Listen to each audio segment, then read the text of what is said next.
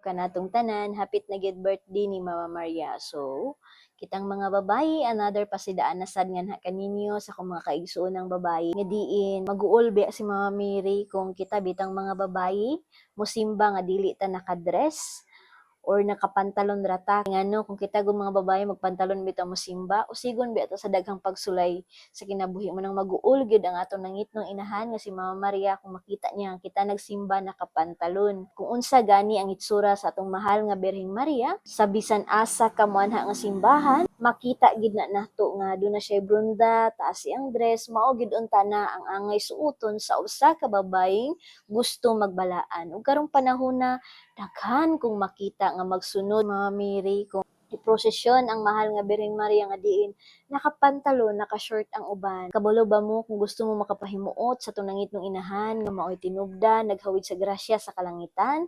Dahan igsoon ko diha ni Kristo pagtuon taon mong mga babae nga magsuot og bestida, magsuot og dress kanang proper, kanang taas, og pagsuot mo brunda panahon nga mag-ampo mo, magrosary mo. Then kung mag-pray mo sa rosary, kinahanglan dili pinaspasay ka di ka maragukdog iro aron di ka makasala.